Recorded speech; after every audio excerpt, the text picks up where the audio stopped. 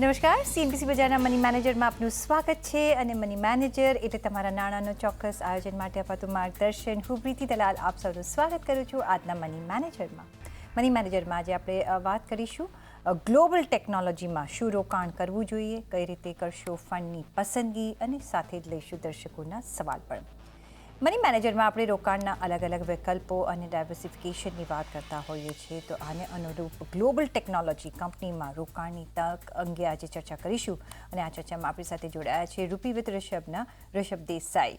ઋષભ, ઘણું સ્વાગત છે આપનું સીએનબીસી બજારમાં, મની મેનેજરમાં. અને અત્યારના જે સિનારીઓ ચાલી રહ્યો છે, હવે બધાની નજર છે ઇન્ડિયા પર, ભારતની ઇકોનોમી પર, ભારતના માર્કેટ્સ પર, જે રીતના આપણે સ્ટ્રોંગલી ઉપર જઈ રહ્યા છે.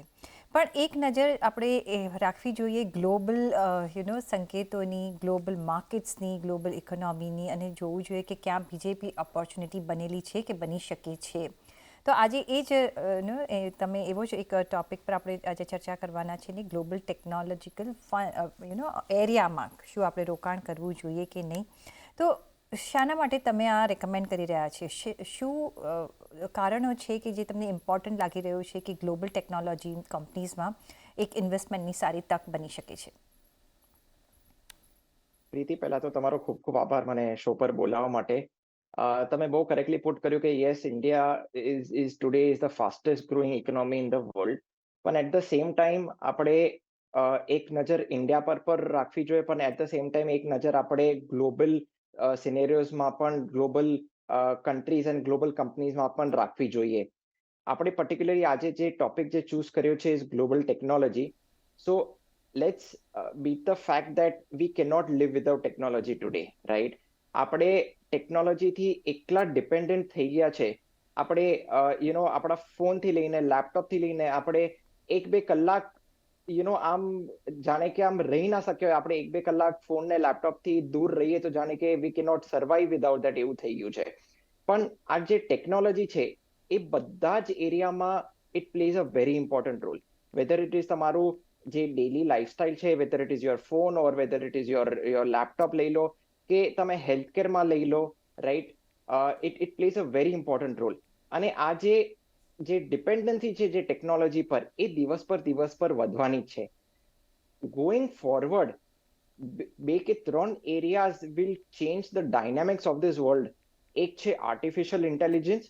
હવે આર્ટિફિશિયલ ઇન્ટેલિજન્સ ક્યાં નથી કામમાં આવતું? વેધર ઇટ ઇઝ તમારા હેલ્થકેર સેગમેન્ટમાં લઈ લો, તમારે વ્હીકલ્સમાં લઈ લો, રાઈટ? તમારા લેપટોપ છે, તમારા સેલ્યુલર ફોન્સમાં લઈ લો. અને એક બીજું એક સેગમેન્ટ છે which is electric, which is known fossil segment. હવે ટુ બી કાર્બન ફ્રી ગ્લોબલી, અને જે ગ્લોબલ લીડર્સ અને આપણા પ્રધાનમંત્રી પણ બહુ જ પ્રમોટ કરી રહ્યા છે કે નોન ફોસિલ સેગમેન્ટમાં પણ હવે આપણે જવું જોઈએ to live a better life. આપણે જોઈએ છે કે કેટલું પોલ્યુશન થઈ ગયું છે because of fossil usages. So એક artificial intelligence will change the shape of our future. And at the same time જે ઇલેક્ટ્રિક છે, નોન ફોસિલ સેગમેન્ટ જે છે, is definitely going to change the shape of our future. અને ત્રીજું, આ જે global technology companies છે, they are giant companies. Whether it is તમે એપલ લઈ લો, કે માઇક્રોસોફ્ટ લઈ લો, કે ફેસબુક લઈ લો, આલ્ફાબેટ લઈ લો, દે આર જાયન્ટ કંપનીઝ. અને એમાં તમે જે MSCI નું જે વર્લ્ડ ઇન્ડેક્સ જોશો, એમાંથી જે 10 લાર્જેસ્ટ કંપનીઝ છે, 10 લાર્જેસ્ટ કંપનીઝમાંથી 8 are technology companies, right? So તમે વિચાર કરી શકો કે જે વર્લ્ડ ઇન્ડેક્સ છે એમાંના 10 લાર્જેસ્ટમાંથી 8 ટેકનોલોજી કંપનીઝ છે. તો તમે વિચાર કરી શકો તો એ કંપનીઝ કેટલું ગ્લોબલી એના અર્નિંગ્સ કમાતા હશે, રાઈટ? સો એ લોકોના પોતાના ડોમેસ્ટિક કન્ટ્રીઝમાં પણ સ્ટ્રોંગ અર્નિંગ્સ થાય છે. અને because they are giant global companies, બીજા બધા કન્ટ્રીઝમાં પણ એ લોકોનું પ્રેઝન્સ છે, એ લોકોનું રેવન્યુ ને અર્નિંગ્સ બીજા કન્ટ્રીઝમાંથી પણ જબરદસ્ત આવે છે.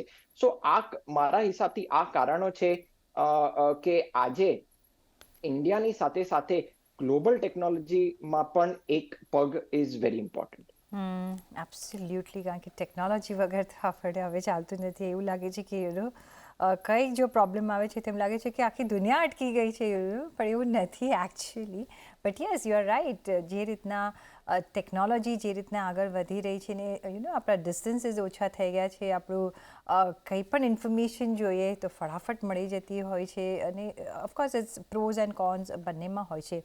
પણ જ્યારે આપણે ઇન્વેસ્ટમેન્ટની વાત કરી રહ્યા છીએ, તમને શું લાગે છે કે ટેકનોલોજી પર સે કયા કન્ટ્રીઝ કે કયા રિજન તરફ આપણે નજર રાખવી જોઈએ, કયા માર્કેટ્સ અથવા કયા કંપનીઝ જે રિજનમાં છે ત્યાં કેવી રીતના ધ્યાન રાખવું જોઈએ ઇન્વેસ્ટિંગ પોઈન્ટ ઓફ વ્યૂ? મેં પહેલા જે કહ્યું હતું, જે MSCI ની જે વર્લ્ડ ઇન્ડેક્સ છે, રાઈટ, એમાંથી જે 10 લાર્જેસ્ટ કંપનીઝ છે એમાંથી 8 લાર્જેસ્ટ આ technology companies, right.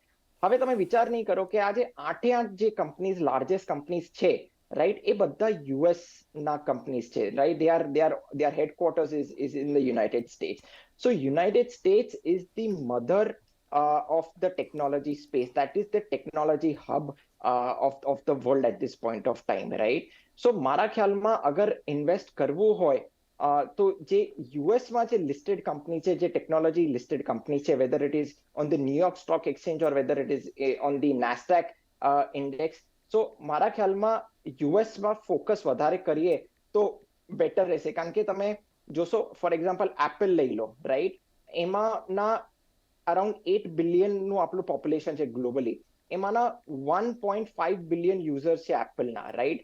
Now out of 8 billion તમે આલ્ફાબેટનું અરાઉન્ડ 4.5 બિલિયનના યુઝર્સ છે આલ્ફાબેટના. તમે મેટા લઈ લો, which is the parent company of Facebook, right, એના અરાઉન્ડ 3.5-4 બિલિયનના યુઝર્સ છે, રાઈટ. સો મારા ખ્યાલમાં US is the sweet spot today for technology, for innovation. તો જે નાસ્ડેક ઇન્ડેક્સ છે અને જે NYSE નું જે ફેંગ ઇન્ડેક્સ છે, એમાં નજર રાખવી is very important. But of course US અને ડેવલપ્ડ માર્કેટ્સની આપણે જ્યારે વાત કરી રહ્યા છીએ, ડેવલપ્ડ ઇકોનોમીની વાત કરી છે ને, જે તમે રાઇટલી કહ્યું કે US is the market, is the hub, અને જે રીતે કંપનીઝ બેઝ છે ત્યાં. પણ ઇન્ડિયા પણ પાછળ નથી. જો તમે ત્યાં પણ જોશો તો ઇન્ડિયન્સ વધારે છે ત્યાં, because Indian minds are the best minds, અને સર્વિસ આપણે પ્રોવાઈડ કરી રહ્યા છીએ આ બધી જ ટેકનોલોજી કંપનીને જે ગ્લોબલી બેઝડ છે. તો why not Indian companies, why not the startups કે જ્યાં ઓરિજિનેટ થઈ રહ્યું છે અત્યારના ઇન્ડિયામાં, અને વાય ગ્લોબલ કંપનીઝ? કઈ રીતના તમે સમજાવશો? તમે બહુ કરેક્ટલી પુટ કર્યું કે અ લોટ ઓફ ઇન્ડિયન્સ ના જે ઇન્ડિયાના જે ત્યાં છે, એ લોકો બહુ જ સારા પોઝિશન્સ પર છે, જે ટેકનોલોજી કંપનીઝ એના પ્રેસિડેન્ટ્સ ને સીઈઓ છે, રાઈટ. બટ જે યુએસ જે કન્ટ્રી જે છે અને જે એનું જે ઇન્ફ્રાસ્ટ્રક્ચર છે, it is far more advance than India today. હું એમ નથી કહેતો કે India is behind in any kind of way, but India is still emerging. Let me put it in this way, right? India is more focused on જે IT services છે એના પર વધારે ફોકસ કરી રહ્યું છે, રાઈટ. સો ઇન્ડિયા આમ કહેવા જઈએ આઈટી સર્વિસીસનું હબ છે, પણ તમે જે યુએસ જોશો, દેટ ઇઝ આમ કહીને કે રિસર્ચ, ડેવલપમેન્ટ ને ઇનોવેશનનું હબ છે. હું એક નાનકડો ડેટા તમને આપવા માંગુ છું કે જે રિસર્ચ એન્ડ ડેવલપમેન્ટનું જે એક્સપેન્ડિચર જે ઇન્ડિયામાં છે, it is less than 1% of its GDP, એટલું ઓછું છે. અને તમે જે ડેવલપ કન્ટ્રીઝ જોશો, કે યુએસ લઈ લો, કે યુરોપિયન કન્ટ્રીઝ લઈ લો, કે ઇઝરાયલ લઈ લો, રાઈટ, તો એમાં જે રિસર્ચ એન્ડ ડેવલપમેન્ટનું એક્સપેન્ડિચર થાય છે, it is around 3-5% of their GDP, right. ના હવે યુએસનું GDP is much more bigger than India. હવે એનું 3-5% is will be very big in terms of amount, right, compared to India. So again, I'm not saying that India is not an investable place for the technology space. પણ અગર હમણાં જે આપણે જે topic જે choose કરી છે, જે ગ્લોબલ ટેકનોલોજીની વાત કરીએ છીએ, જે પર્ટિક્યુલરલી ઇનોવેશન રિસર્ચમાં, રાઈટ, આઈ થિંક બધું જ everything is more or less concentrated in the US. કારણ કે આપણે જે એપલના જે ફોન્સ રહીએ છીએ, આપણે એન્ડ્રોઈડના જે ફોન છે, બધું માઇક્રોસોફ્ટ આપણે જે યુઝ કરીએ છીએ, રાઈટ, વોટ્સએપ યુઝ કરીએ છીએ, whether it is on OTT platforms, whether it is Netflix, Amazon, તમે ગાડીમાં લઈ લો કે જે ટેસ્લા જે છે, રાઈટ. સો આમ મોટા મોટી તમે જોશો, વેધર આમ ઓલ સેગમેન્ટ્સમાં US is still much more ahead, right. હવે એક ઓર એક ડેટા આપવા માંગુ છું કે ડોલર આમ જોવા જઈએ is a very strong currency globally. So તમે માની લો કે તમે યુએસમાં ઇન્વેસ્ટ કરો છો, રાઈટ? સો તમને એમનું જે રેવન્યુ, જે એમનું જે અર્નિંગ્સ છે, એ તો તમને એનું બેનિફિટ રિટર્ન્સમાં દેખાય જ છે. પણ જે ડોલર આપણે જે જોયું છે કે લોંગ ટર્મમાં 3 to 5% dollar has અપ્રિશિએટેડ in comparison to the Indian રૂપી. તો તમને એક એનો પણ ફાયદો મળે છે, રાઈટ? સો નંબર વન, એક તો તમને અર્નિંગ્સનો ફાયદો મળે છે, અને અર્નિંગ્સમાં પણ એક ખાસ વાત હું કહેવા માંગુ છું કે જે આ બધી ગ્લોબલ જાયન્ટ કંપનીઝ છે, ત્યારે આ બધા જ કન્ટ્રીમાં ફેલાયેલી છે. એવું નથી કે યુએસમાં જ કોન્સન્ટ્રેટેડ છે. એ લોકોનું 50% અર્નિંગ્સ યુએસ થી આવે છે, અને બીજું 50% earnings comes from other countries, other businesses internationally as well. So let me put it in this way કે ત્યાં પણ ઇન્વેસ્ટ કરવું જોઈએ, અને ઇન્ડિયામાં પણ ટેકનોલોજી સ્પેસમાં ઇન્વેસ્ટ કરવું જોઈએ. But I would, in today's time, I would give little more allocation to these global technology companies for the reasons what I have just mentioned. Okay, so now suppose તમારા reasons એકદમ valid છે, પણ then how to go about? Like તમારે એક exposure લેવું હોય તો કઈ રીતના ઇન્વેસ્ટર લઈ શકે છે? કયા એવા ફંડ્સ થ્રુ તમે રોકાણ કરી શકો છો? શું અત્યારના લેવલથી શું એન્ટ્રી કરવી જોઈએ? કારણ કે એક બાજુ ઇન્ડિયન માર્કેટ્સ આર ઓલ્સો ફ્લરિશિંગ, અને અહીંયા also you want to stay invested, કારણ કે અહીંયા અપ્રિસિએશન મે બી કદાચ વધારે મળશે. અને જો તમે કહી રહ્યા છો કે you can look at the funds globally, તો કયા એક્ટિવ ફંડ્સ લેવાના, પેસિવ ફંડ્સ લેવાના, કઈ રીતની સ્ટ્રેટેજી વાપરવાની?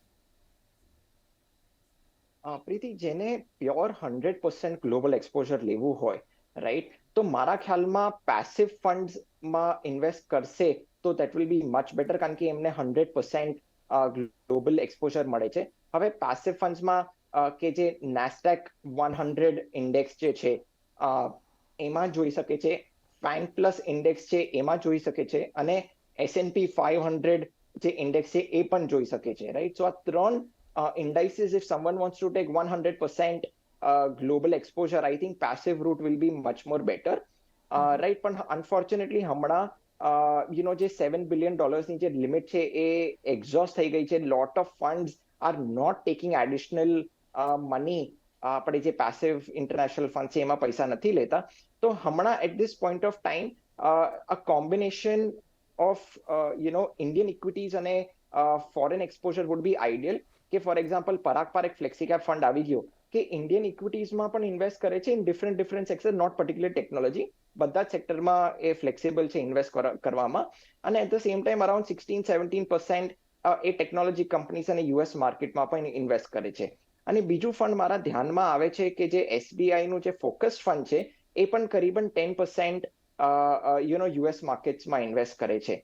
અને last but not the least, કે એક હમણાં જ રિસન્ટલી હવે NFO Edelweiss ટેકનોલોજી ફંડનું સ્ટાર્ટ થશે, which invests around 70% in the Indian markets અને around 30% in the technology space. આ Edelweiss નું જે ટેકનોલોજી ફંડ છે એક થીમેટિક ફંડ છે, પ્યોર ટેકનોલોજી ફંડ છે, કે ઇન્ડિયન ટેકનોલોજી કંપનીઝમાં પણ ઇન્વેસ્ટ કરશે, અને જે યુએસની જે ટેકનોલોજી કંપનીઝ છે એમાં પણ ઇન્વેસ્ટ કરશે. સો ઇન્વેસ્ટર્સ આ પર્ટિક્યુલર જે મેં ફંડ્સ મેં કીધા એમાં જોઈ શકે છે. NASDAQમાં ઇન્વેસ્ટર્સ કેન લુક એટ નાવી NASDAQનું જે 100 ફંડ ઓફ ફંડ છે એ જોઈ શકે છે. મોતીલાલ ઓસવાલ S&P 500 ફંડ જોઈ શકે છે, અને મિરાય એસેટનું જે ફેંગ પ્લસ ઇન્ડેક્સ ફંડ છે, ફંડ ઓફ ફંડ છે, એ જોઈ શકે છે. સો મારા ખ્યાલમાં જેને આમ ઓપ્શન્સ તો વધારે જ છે, ઘણા બધા ઓપ્શન છે, પણ કારણ કે હમણાં ઘણા બધા ઇન્ટરનેશનલ ફંડ્સ પૈસા નથી લઈ રહ્યા, તો એ હમણાં કોમ્બિનેશન ઓફ ઇન્ડિયન ટેકનોલોજી અને યુએસ ટેકનોલોજી પણ જોઈ શકે છે. એક બીજો જે મારે સવાલ પૂછવો હતો કે કેટલું એક્સપોઝર રાખવું જોઈએ ટેકનોલોજી ફંડ્સમાં આપણા ટોટલ પોર્ટફોલિયોમાં, અને વિધિન દેટ કેટલું ગ્લોબલ ટેકનોલોજી ફંડ્સમાં રાખવું જોઈએ, કેટલું ઇન્ડિયન ટેકનોલોજી ફંડ્સમાં રાખવું જોઈએ? એક મોટા જો તમે આઈડિયા આપી શકો તો. મેં પહેલા પણ કહ્યું હતું કે I am more inclined towards global technology companies. તો મારા ખ્યાલમાં અરાઉન્ડ 50-60% કે આમ 70% સુધી પણ તમે ગ્લોબલ ટેકનોલોજીમાં ફોકસ કરી શકો છો at this point of time. અને એનીવેર બિટવીન 30-40% તમે ઇન્ડિયન ટેકનોલોજી કંપનીઝમાં જોઈ શકો છો ઇન્વેસ્ટ કરવા માટે, રાઈટ? અને આપણે at this point of time I think SIP route would be ideal, કારણ કે Indian markets are also quite expensive at this point of time. ઘણું રેલી થઈ ગયું છે, યુએસ માર્કેટ્સ પણ સારું રેલી થઈ ગયું છે, રિકવરી સારી થઈ ગઈ છે, રાઈટ? પણ at this point of time તમે એસઆઈપી કરશો, so buy on dip strategy, whether it is the valuation જ્યારે પડે કે જ્યારે ટાઈમ કરેક્શન આવે કે પ્રાઇસ કરેક્શન આવે, ત્યારે તમે વધારે લમસમ ઇન્વેસ્ટ કરશો સો બેટર રહેશે. સો 60-70% તમે ગ્લોબલી જો, 30-40% ઇન્ડિયન ટેકનોલોજી જો, અને એસઆઈપી સ્ટ્રેટેજી હમણાં રાખો અને બાય ઓન ડિપ સ્ટ્રેટેજી રાખો, that would B quite ideal. This is within the technology area તમે કઈ રીતના નિવેશ કરી શકો છો. 60-70 તમે ગ્લોબલ ટેકનોલોજી ફંડમાં ઇન્વેસ્ટ કરી શકો છો, અને 30-40% ઓફકોર્સ તમે ઇન્ડિયન ટેકનોલોજી ફંડ્સમાં નજર રાખી શકો છો. પણ તમારો જે ટોટલ પોર્ટફોલિયો હોય એમાંથી કેટલું તમે ટેકનોલોજી એરિયાને માટે રાખશો? કેટલા રેશિયોમાં તમારે રોકાણ કરવું જોઈએ of your total portfolio? Anywhere between 5-20%. 20% થી વધારે એક્સપોઝર નહીં લેતા. આમે તમે લઈ પણ શકો છો 20% થી પણ વધારે, પણ શું કહેવાય કે because there is opportunity everywhere, ટેકનોલોજીની અલાવા પણ બધે જ ઓપોર્ચ્યુનિટી છે. સો you might want to give opportunity to other sectors and other segments as well. શરૂઆત કરીશું દર્શકોના સવાલોના જવાબ સાથે. તો પહેલો જે સવાલ આવી રહ્યો છે અર્પિત પટેલનો આવી રહ્યા છે. એ કહી રહ્યા છે કે મારી દીકરી અત્યારના 7મા ધોરણમાં અભ્યાસ કરે છે અને એને માટે એમને 1000 રૂપિયાની એસઆઈપી શરૂ કરવી છે, જેને માટે એમને એક સારું ફંડનું સજેશન જોઈએ છે.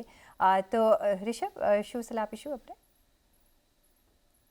પ્રીતિ, હું પરાગ પારેખ ફ્લેક્સીકેપ ફંડ હું રેકમેન્ડ કરીશ એમને કે એસઆઈપી એમાં સ્ટાર્ટ કરી શકે છે. It's a value oriented fund, અને it invest in Indian markets as well as it has the liberty કે ફોરેન ઇક્વિટીઝ કે યુએસ ઇક્વિટીઝમાં પણ ઇન્વેસ્ટ કરી શકે છે. સો પરાગ પારેખ ફ્લેક્સીકેપ ફંડ બહુ સારો ટ્રેક રેકોર્ડ છે, એ જોઈ શકે છે. એ ટ્રાય કરે કે એવરી યર એન્યુઅલ એસઆઈપી નું ટોપઅપ કરે 5-10%, જેમ જેમ એમની ઇન્કમ વધતી જાય, કારણ કે 1000 થી બૂંદ બૂંદથી સાગર બનાય છે. સો મારા ખ્યાલમાં આઈ થિંક થોડું વધારે એસઆઈપી કરશે, કારણ કે એમની ડોટર હજુ યંગ છે. સો એક 5-10% નું ટોપઅપ કરે, કે જેટલું થઈ શકે એટલું ટોપઅપ કરે. મારા ખ્યાલમાં લોંગ ટર્મમાં when she is 18-20 years old, એક સારું એક અમાઉન્ટ કોર્પસ અક્યુમ્યુલેટ થશે એમની ડોટર માટે. ઓકે, તો ઓફકોર્સ તમે પરાગ પારેખ ફ્લેક્સીકેપ ફંડમાં એ એસઆઈપી શરૂ કરી શકો છો, અને એવરી યર તમે 5-10%નો એમાં વધારો કરજો, જેથી એક સારું એવું કોર્પસ તમારી ડોટર માટે બન્યું રહે. સાથે જ પ્રવીણ ચાવડાનો નેક્સ્ટ સવાલ છે. એમની પાસે એમની આવક માસિક 1,38,000 છે. લાંબા તેમજ ટૂંકા ગાળા માટે મ્યુચ્યુઅલ ફંડ તેમજ રોકાણના નવા વિકલ્પો જો આપણે એમને સૂચવી શકીએ, ઓલ્ધો આપણને ખબર નથી કે એમને પહેલાં કોઈ રોકાણ કર્યું છે કે નહીં, પણ શું સજેશન આપશો રિષભ? કારણ કે there is lot of missing information, કે ઇટ ઇઝ વેરી ઇમ્પોર્ટન્ટ કે એમનું એજ પણ મેન્શન કરવું જોઈએ. શું રિસ્ક એપેટાઇટ છે એ નથી મેન્શન કર્યું. લોંગ ટર્મ અને શોર્ટ ટર્મનું શું ટાઈમ હોરાઇઝન છે એ પણ મેન્શન નથી કર્યું. આ બધું મેન્શન કરવું is very important from product selection process point of view. તો જસ્ટ એક અઝ્યુમ કરું છું કે ફોર લોંગ ટર્મ કે એમનો 10 years and 10 years ને અબાઉ એમનો ટાઈમ હોરાઇઝન છે, અગર અને રિસ્ક સારું લઈ શકે છે, તો એક combination of flexi cap funds, mid cap funds અને સ્મોલ કેપ ફંડ્સમાં ઇન્વેસ્ટ કરી શકે છે. હું એવી રીતના રેકમેન્ડ કરું છું કે 60% ફ્લેક્સીકેપ ફંડ્સમાં ઇન્વેસ્ટ કરે, 20% મિડ કેપ ફંડ્સમાં અને 20% સ્મોલ કેપ ફંડ્સમાં. બહુ સરસ કોમ્બિનેશન રહેશે four long term wealth creation. I would suggest કે એમનું જે મંથલી ઇન્કમ જે છે એની આઈડિયલી 20-30%ની એસઆઈપી કરે. That is the ideal percentage. પણ અગેન ઇટ ઓલ ડિપેન્ડ્સ કે એમનું શું, કેટલા એક્સપેન્સીસ કેટલું છે અને બચત કેટલી કરી રહ્યા છે. પણ 20-30% ઇઝ આઈડિયલ. તો આ થઈ ગયું એક long term wealth creation point of વ્યૂથી. અને શોર્ટ ટર્મ માની લો કે 3 to 5 yearsનું કંઈક ટાઈમ હોરાઇઝન હોય છે, તો અલ્ટ્રા શોર્ટ ડ્યુરેશનથી લઈને લો ડ્યુરેશન પ્રોડક્ટ્સ છે, કોર્પોરેટ બોન્ડ ફંડ્સ છે, એમાં આ ડેટ મ્યુચ્યુઅલ ફંડ્સની વાત કરું છું, એમાં જોઈ શકે છે from a 3 to 5 years point of view. Okay, તો એક અમે જેટલી તમે ઇન્ફોર્મેશન આપી છે, રાધા તમે ઘણી ઓછી ઇન્ફોર્મેશન આપી છે પ્રવીણભાઈ, પણ જેટલી પણ અમને યોગ્ય લાગે એવી રીતે તમને અમે એક સલાહ આપી છે, જે એક બ્રોડ તમે એક લુક રાખી શકો છો. રુચિત જૈનનો નેક્સ્ટ સવાલ છે. એમની ઉંમર 25 વર્ષની છે. એમણે 6 મહિનાથી નોકરીની શરૂઆત કરી છે, તો કઈ રીતના એમને રોકાણ શરૂ કરવું જોઈએ એમનો સવાલ છે. તો અને કઈ રીતના બચત બી કરી શકે, અને સાથે સાથે 40,000નો પગાર એમને મળે છે અને એમાંથી 20,000નું સ્ટોકમાં એ રોકાણ કરી રહ્યા છે, 1,000ની એસઆઈપી HDFC નિફ્ટી ફંડમાં કરી રહ્યા છે, અને માસિક 4,000 ઇમરજન્સી ફંડ માટે અલગ કરે છે, અને 20,000નું ઇમરજન્સી ફંડ હાલ એમનું ભેગું થઈ ગયું છે. આટલી એમને ડિટેલ્સ આપી છે. તો શું કઈ રીતના આગળ વધવું જોઈએ? પહેલા તો હું એમને કોંગ્રેચ્યુલેટ કરીશ, કારણ કે શી ઇઝ વેરી યંગ, 25 યર્સની જ છે. And at such an age આટલું બધું વિચારે છે, ઇમરજન્સીનું કેટલું ઇન્વેસ્ટમેન્ટનું etcetera. So to put it very simply, કે ઇમરજન્સી કોર્પસ તમને એટલું હોવું જોઈએ કે તમે માની લો કે તમારી જોબ છૂટી ગઈ, રાઈટ? તો 1 કે 2 વર્ષના તમારા જેટલા પણ એક્સપેન્સીસ છે, રાઈટ, તમારા પર્સનલ એક્સપેન્સ, હેલ્થ એક્સપેન્સ, બધું મળીને 1 કે 2 વર્ષ સુધી ઇઝીલી તમને એ જે કોર્પસ, ઇમરજન્સી કોર્પસનું 1-2 વર્ષ તમે કામ પણ ના કરો તો એમાંથી ઇઝીલી કમ્ફર્ટેબલી તમારા એક્સપેન્સીસ પૂરા થવા જોઈએ. સો હેવ એન ઇમરજન્સી કોર્પસ, કે 1 કે 2 વર્ષનું તમારા એક્સપેન્સીસ જેટલું અક્યુમ્યુલેટ કરીને રાખો. બીજું કે જે એસઆઈપી કરી રહ્યા છે, મારા ખ્યાલમાં 20% to 30% એસઆઈપી કરવી જોઈએ. પણ આઈ એમ અન્ડરસ્ટેન્ડિંગ કે એમના એક્સપેન્સીસ આર ક્વાઇટ હાઈ, પણ નેવરધલેસ એસઆઈપી કન્ટિન્યુ રાખે, જેટલી થઈ શકે 5 to 10% એન્યુઅલ ટોપઅપ કરે. હું સ્ટોક્સમાં રેકમેન્ડ નહીં કરું, કારણ કે એમનો ફૂલ ટાઈમ જોબ નથી. She is also very young. અગર એમને સમજ છે એટ ધીસ એજ તો ફિર કરી શકે છે, પણ equity mutual funds automatically equity markets અને ઇક્વિટી કંપનીઝમાં ઇન્વેસ્ટ કરી જ રહ્યા છે. સો મારો એવો રેકમેન્ડેશન છે કે સ્ટોક્સમાં ના કરે ને મ્યુચ્યુઅલ ફંડ્સમાં long term SIP wealth creation પર કોન્સન્ટ્રેટ કરે, that would be much better. And at the same time enjoyment is also very important. So તમારું ઇમરજન્સી કોર્પસ ને એસઆઈપી એક વખત સિક્યોર થઈ ગયું, અને rest of the money you can always use at your discretion, તમને જે રીતના જોઈએ એ પ્રમાણે યુઝ કરી શકે છે. પણ એસઆઈપી સ્ટોપ ના કરે, કારણ કે we are not a pension country, કે તમે રિટાયરમેન્ટમાં તમને એવું કંઈ પેન્શન કંઈ મળવા નથી. You are going to depend on your whatever you have saved and accumulated over the years. So emergency fund અને એસઆઈપી માં કોમ્પ્રોમાઇઝ ના કરવું જોઈએ. તો ઇમરજન્સી ફંડ અને એસઆઈપીમાં કોમ્પ્રોમાઇઝ નહીં કરતા, તમે મ્યુચ્યુઅલ ફંડમાં રોકાણ કરો છો તો એ ચાલુ રાખજો. ડિરેક્ટ ઇક્વિટી માર્કેટમાં જે તમે ઘણા યંગ છો, પણ જો તમને સમજ હોય તો ઓફકોર્સ કરી શકો છો, અને સાથે સાથે તમારે મજા પણ કરવાની છે. You are very young, you have lot two C in life, એટલે થોડુંક એન્જોયમેન્ટ માટે પણ તમે એક ફંડ રાખજો, જેના માટે તમને રિષભે કહ્યું છે કે કઈ રીતના તમે એન્જોય પણ કરી શકો છો. રિષભ, ઓન દેટ નોટ ઘણો આભાર તમારો અમારી સાથે જોડાવા બદલ, અને સાથે જ પર્સનલ ફાઇનાન્સના તમારા સવાલ અમને મોકલો. તમારું નામ, શહેર, ઉંમર સાથે ઈમેલ કરો અમને money@nw18.com પર. ફેસબુક પર લખો અમને facebook.com/CNBC બજાર પર, અને ટ્વીટ પર કરી શકો છો twitter.com/CNBC બજાર પર.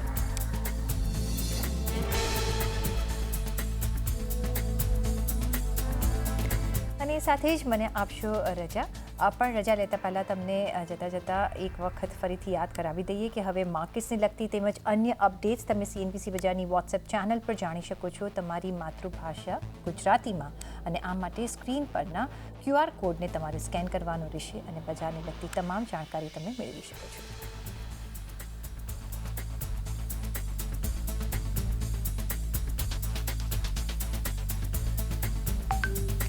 અને સાથે જ મની મેનેજરના એપિસોડમાં બસ અત્યારના આટલું જ. પાછા મળીશું નેક્સ્ટ એપિસોડમાં. ત્યાં સુધી આપશો રજા. નમસ્કાર.